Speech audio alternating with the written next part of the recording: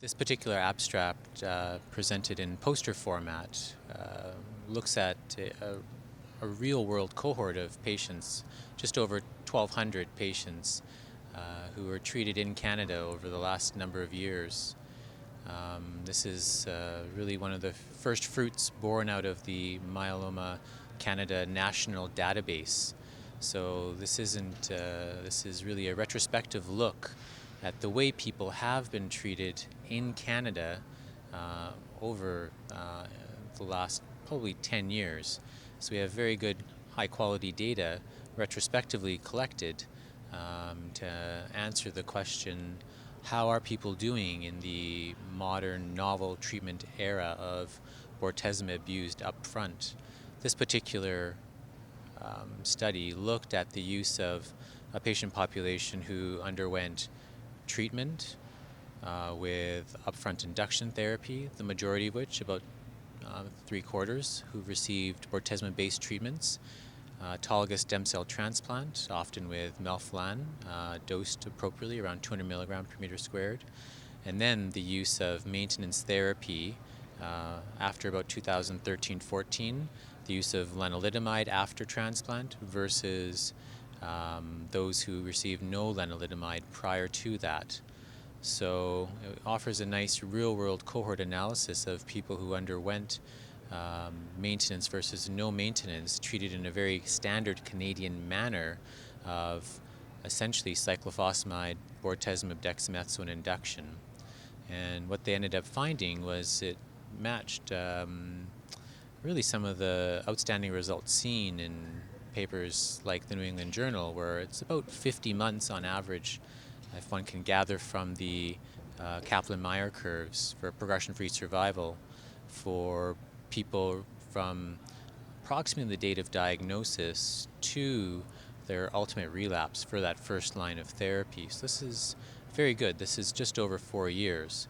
This particular study looked at it given some limitations in the database just at the end of induction pre-transplant, but one can infer that on average most people in Canada are getting about 3 to 4 cycles, 3 to 4 months worth of treatment before, so just adding a 3 or 4 to that it leads you to about that 50-month average.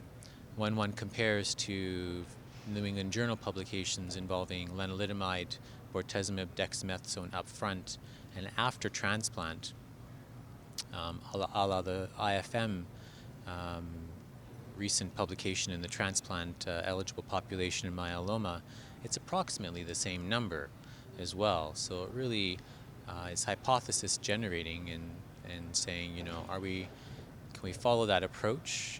Stopping our maintenance was one sort of really key element of learning, but still hypothesis generating at this point in time. We're still waiting for the second part of that particular study, the Dana-Farber, to come out before making any more definitive conclusions. Also, we can give ourselves a pat on the back in Canada that we're actually doing a good job, high enough length of duration for most people in Canada, matching that of the New England Journal publication. The other key learning in this is they looked at people and how people were treated after the lenalidomide maintenance or the no maintenance strategy.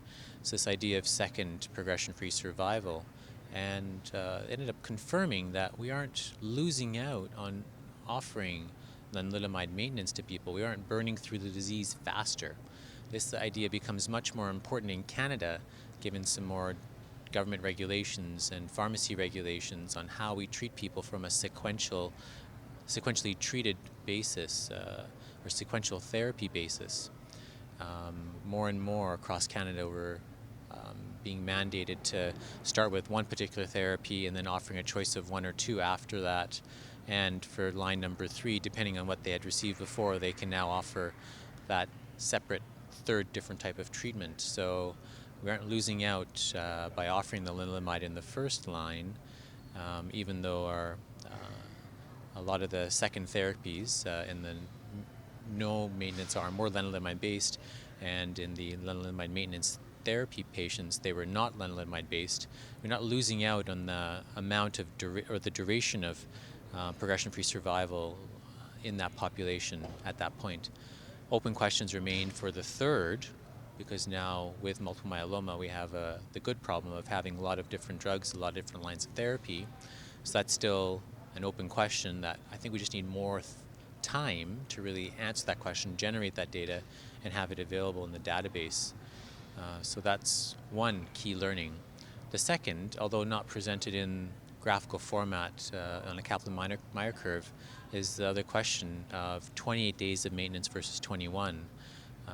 There is 3 trials looking at 21 days out of 28, and the original ones with overall survival benefit from the ECOG group, which talk about continuous lenalidomide, 28 days out of 28. So there has been differences in funding in the way that's being used across Canada, and really no difference was seen in the 21 versus 28 day strategy for what is ostensibly a very expensive drug. So this may offer some pharmacy savings to people as well. So the possibility of maybe strategizing, cutting back from 28 days funding to 21 for maintenance, which will last on average about 4 years based on this real-world cohort. That savings of 1 week possibly could be used up front to pay for frontline lenalidomide. That'd be very intriguing to people and maybe revenue neutral as well. So very made in Canada solution for what is a highly desirable perceived unmet need as well.